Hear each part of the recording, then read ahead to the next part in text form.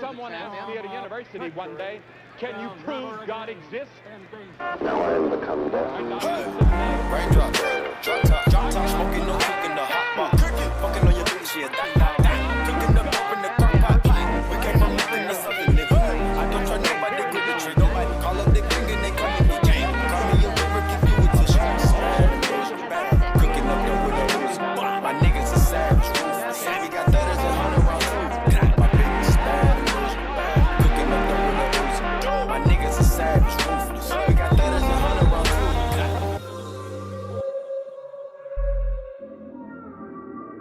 And I'm here to introduce you to a brand new sign, one I hope you'll grow to understand. It's the new seal of the Motion Picture Association. This seal is part of the self-regulation of the Motion Picture Association. It means that the film displaying the seal is within the creative boundaries of reason and good judgment, and that the theater showing this film supports the code.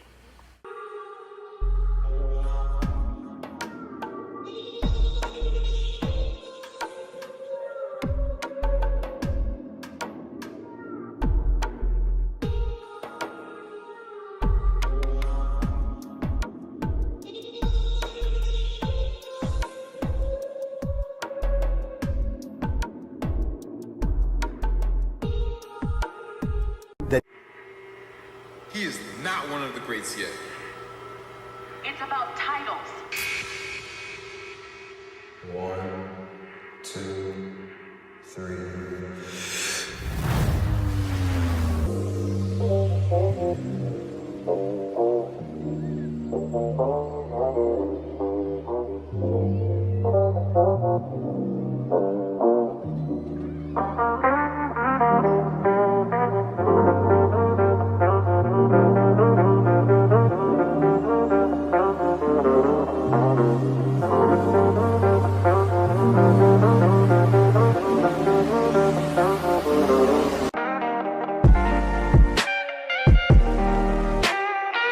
Low-frequency sound waves dramatically change the structure of the fluid.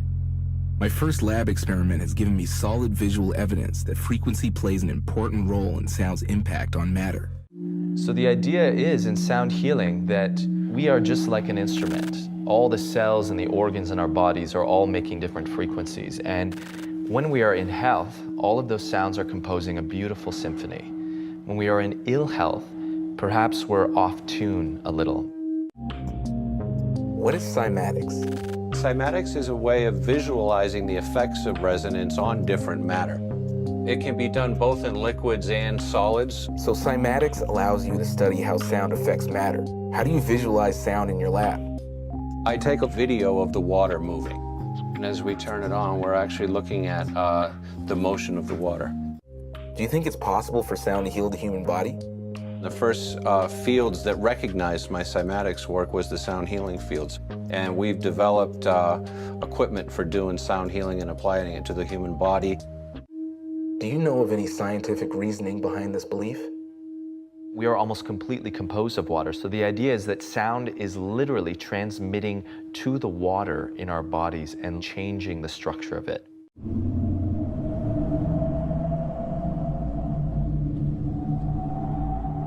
Floating is about creating a unique experience for the brain in which it's now confronted for the first time in its existence a lack of sensory input.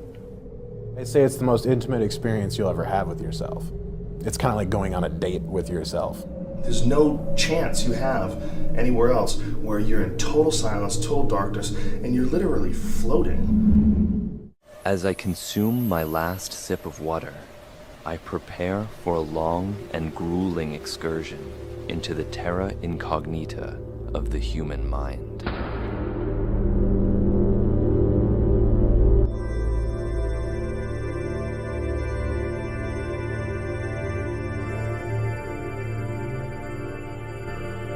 First, I lose awareness of my limbs, then my body, and suddenly I am reduced to nothing more than a kernel of pure awareness floating in the cosmos. I had a great time. The first float was kind of like strange. Like, what was your first float kind of like awkward? No. Oh, that's cool. I mean, for me, it was like 50 minutes of being like, bah. I was also really stoned, so. But I was like, just kind of like looking around in there, like, wow, what's going on? This is weird. And the last like 10 minutes, I saw this big red beam of light, and it was playing like the craziest music I'd ever heard. And I'm like about to leave my body and travel off into this red beam of light, and they come knock on the door. I'm like, no, I need to go into this red beam of light. That's crazy. I guess you could get that if you go into one of those sensory deprivation tanks or something. I have one. That. Oh, you do? I have one right over here. Shut up. Fuck yeah. Wow. Yeah. Whoa. Do you do that regularly? Yeah. Do you have hallucinations? Yeah, definitely. What? Tell me. The most extreme one, I was in the jungle, and there was some people that were native to this place, but they were speaking in a language that I understood, but it wasn't English. And I don't speak anything other than English. And when they were talking, I was listening to them. I was amongst them, and I was listening to them, and they were speaking in this very different language. And then I realized, like, holy shit, I can understand their language. But I realized that in English, and then poof, I popped out of the spell. Like, my freaking out about it brought me, it was all like, no, don't go away, don't go away, ah, fuck. It's like, it was so extreme. It was so, I could smell the rain. I could feel the moisture in the air. I could see the leaves all around me. I could hear the sounds of the forest. And these people in the rainforest just hanging out, talking this, it was totally uneventful. Nothing was happening. But they were talking in this language that I absolutely knew what they were saying. They were going back and forth and communicating, and I was following the conversation in their language, thinking in their language. And then I realized it, and I woke up. How do you interpret that? I think, first of all, I was tripping balls, right? There's that. There's being in that tank. On what? I think it was edible pot. I've done a bunch of different things in the tank, but mostly it's edible pot. Pot edibles has a distinctly hallucinatory effect at high doses, especially when you close your eyes and you're laying back and just letting visuals take place. Also, I think it's entirely possible that we have genetic memory. I think there's something that gets I don't know how much of it is readable data, but I think there's so much information that gets through your cells. And then I think the child is faced with their own data, right? Their own life experiences, their own genetics, their own hormones, and all these different things that are happening around them. But I think there's probably still somewhere in the operating system, if you went into DOS and started sneaking around, you'd find some weird code from like different languages that you spoke 10,000 years ago.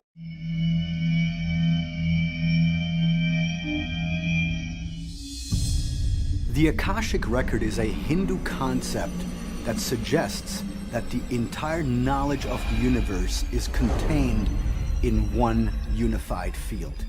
And this unified field may be something that every biological entity in the universe can gain access to.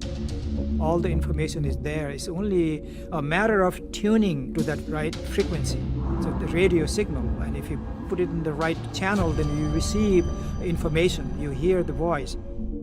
All those information is there in the universe, in the cosmic consciousness. Literally, Akashic means belonging to sky, Akas. So Akashic records can be considered as cosmic knowledge. It's not ours, it's not yours.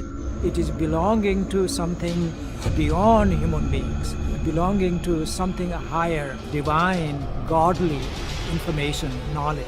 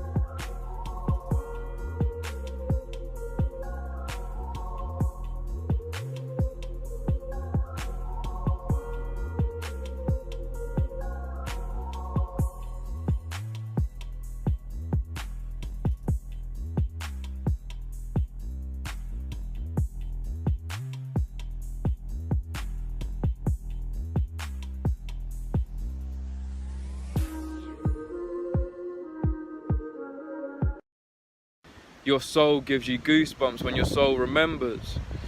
Again, this is very spiritual. Hopefully, you can understand this and get what I'm saying. I get those goosebumps every time you come around, yeah. You ease my mind, you make everything feel fine. Worry about those comments, I'm way too numb, yeah. This way too dumb, yeah. I get those goosebumps every time. But anyway, with goosebumps, people think there's not a meaning behind why we actually get goosebumps. Bro, goosebumps really is the all-knowing feeling. I've learnt this very recently. 1748 hertz in the human biology creates stem cells. And if we were wrong, I wouldn't be able to go 1748 hertz human biology and come up with goosebumps and stem cell production. Really, all sorts of things can give you goosebumps, and I want you to think of the last time you remember experiencing them. Was it at the beginning of this video? And if not, was it from the cold? Or music? A movie? Were you just having an intense emotional response to something? And I understood that this was the very essence of art. This was the very reason why we made music, that we take something that exists within all of us at our very fundamental core, our emotions. And through our artistic lens, through our creativity, we're able to shape those emotions into reality. And the reality of that expression reaches all of us and moves us, inspires and unites us. He said, "The stars in heaven sing a music, if only we had the ears to hear." Notice he's holding a pyramid. Plato said music gives a soul to the universe, wings to the mind, flight to the imagination, and life to everything. Nikola Tesla understood frequency and vibration on a whole nother level. He understood that we could harness the energy from our universe and our planet without destroying our own environment. Hence Tesla's cars and his quote, "If you want to find the secrets of the universe, think in terms of energy, frequency, and vibration." Well, it's known that music enhances the dopamine production in our brains. It activates every single area of our brain. It increases our mobility, our memories, and our abilities to learn. And studies show that we live much healthier, happier lives when we learn to play an instrument or just listen to music we love often. July 1899, while testing a magnifying transmitter built to track storms, Nikola Tesla claims he received some sort of transmission from an unknown source. One night he was tracking thunderstorms 600 miles away, but all of a sudden he heard these beeps, and it was 3 beats in sequence. And so it was mathematical, and it didn't make any sense to him. And the more he thought about it, he thought that they came from outer space. One thing's for sure is I think I know how they did it.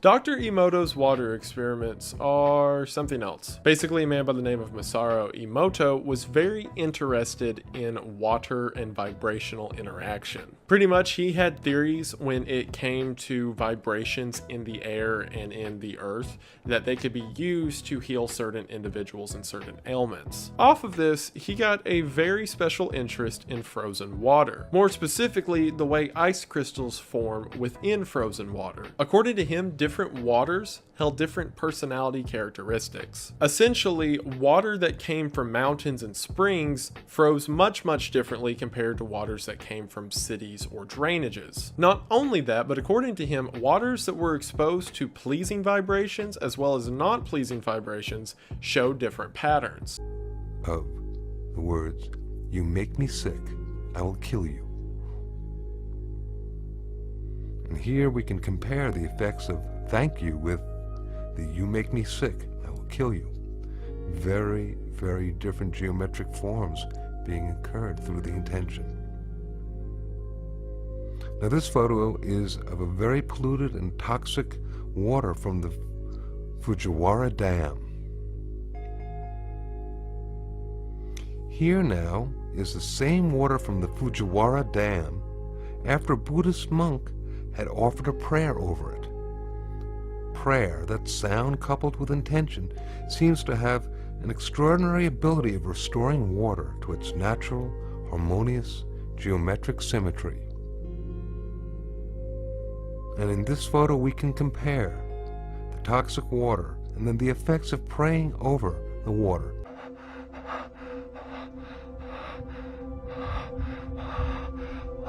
What happens now?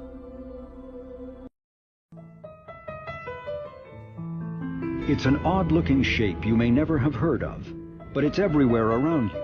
The jagged, repeating form called a fractal. They're all over in biology. They're solutions that natural selection has come up with over and over and over again.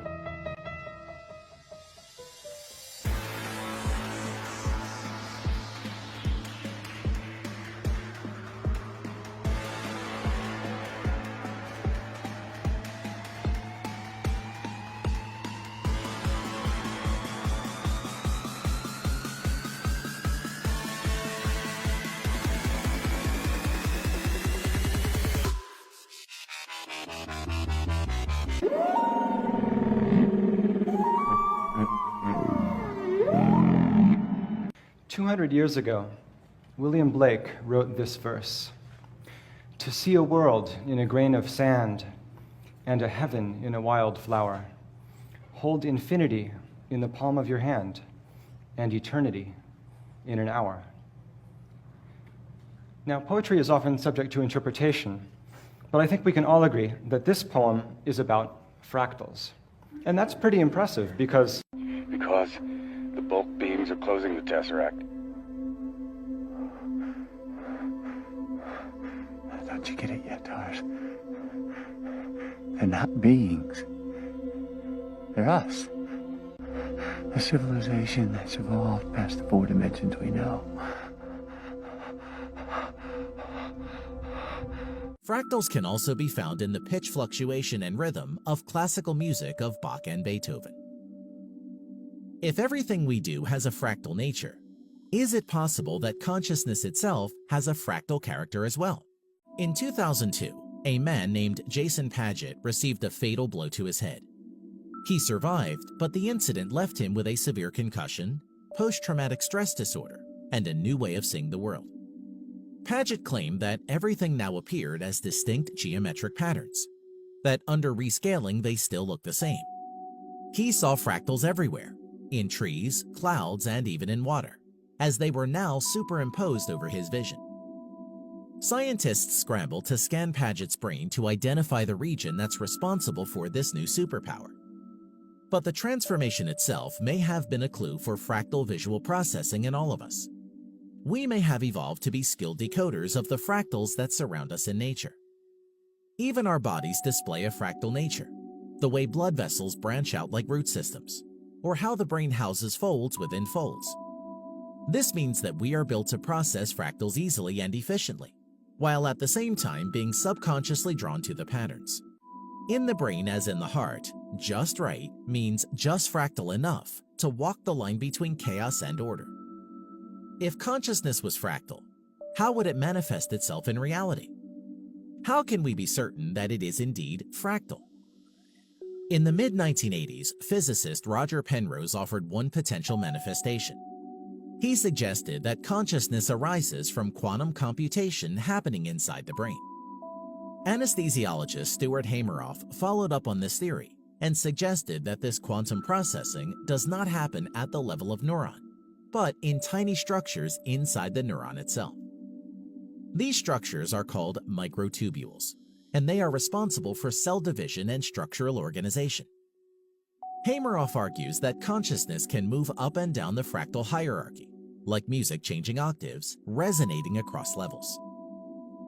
Other scientists approach the application of quantum physics to brain dynamics differently. One such approach comes from physicist Giuseppe Vitiello. He compares it to a magnet and describes how it's chaotic at the microscopic level, until something happens which causes the magnetic arrows to all align in the same direction, resulting in an organized macroscopic system. This quantum coherence, he says, is the core of the brain's fractal processes. Another approach comes from philosopher Carrie Welch. She thinks consciousness is a temporal fractal, and the way we perceive time is not a linear progression, but a layering, a fractal. She explains how infants live purely in the present because their brains are dominated by delta waves. These are the same waves that dominate the brains of adults who are in deep sleep. But as we grow older, we begin to witness faster brain waves dominating, theta and alpha waves at first, and finally beta waves once we become adolescent. Welch explains how this layered understanding of time is associated with the way we divide time into smaller and smaller pieces. It's infinitely complex. They have access to infinite time and space, but they're not bound by anything. They can't find a specific place in time. They can't communicate. That's why I'm here. I'm gonna find a way to tell Murph, just like I found this moment. How, Cooper? Love, Tars, love. It's just like Rand said. My connection with Murph, it is quantifiable. It's the key. One of nature's biggest design secrets has finally been revealed. My God, of course, it's obvious. Sonoluminescence. The first time I saw sonoluminescence was in a darkened room. I was transfixed to look at this spherical flask of fluid. And you'd look into the center, and in the center see a glowing blue-purple light, which could be seen with the unaided eye. It looked like a star in the heavens.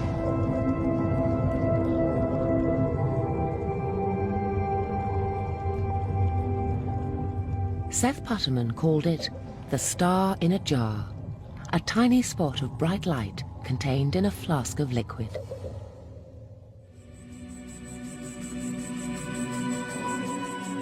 This star in a jar is made when a sound wave is passed through a small bubble inside a flask of liquid. And this sound wave makes the bubble do something remarkable. First it expands, then it collapses.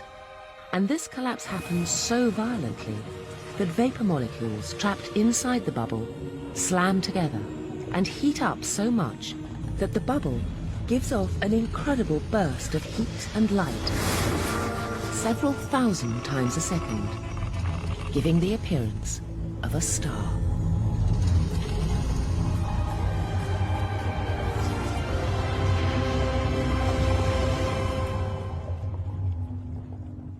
And this phenomena has been nicknamed a star in a jar.